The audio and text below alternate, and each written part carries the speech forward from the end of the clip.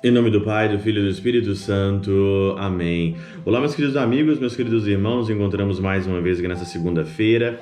Hoje, dia 7 de setembro de 2020, nesse 23ª semana aí do Tempo Comum. Viva de Coriezo, Percor Maria. Hoje é feriado no Brasil, né? 7 de setembro, né?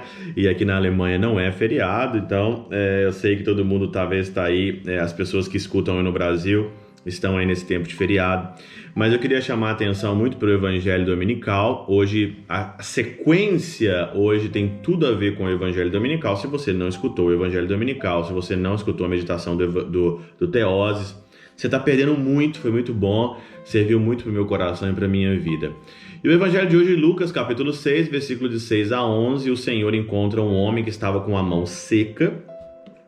E o Senhor, então, ali chama aquele homem para o meio, coloca aquele homem no centro, ali, aquele homem fraco, coloca aquele homem no meio, pede para estender a mão e cura. O Evangelho, você sabe como é que é. Só que me chamou a atenção, seguindo aqui a meditação dominical que nós fizemos sobre a correção dos irmãos, como corrigir o irmão, é interessante.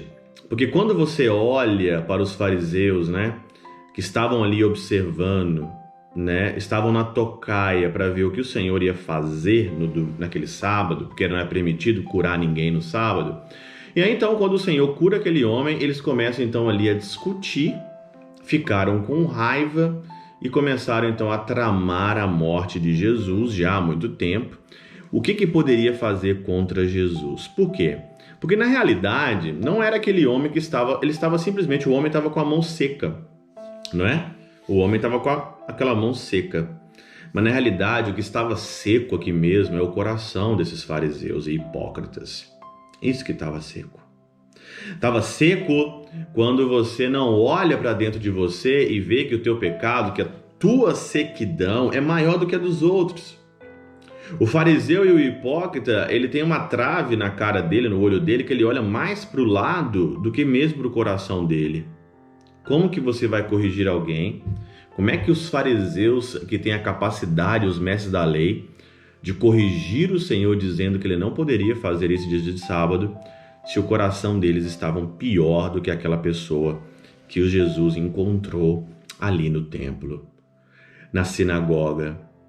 Assim também, quando a gente olha o Evangelho dominical de ontem, né, onde fala da correção dos outros, né, quando a gente fala aqui para nós chegarmos e tentar ganhar o irmão, ganhar as pessoas, às vezes o nosso coração seco, o nosso pecado, a nossa hipocrisia, a nossa ignorância é que afasta as pessoas de cada um de nós, e aí então o milagre não acontece.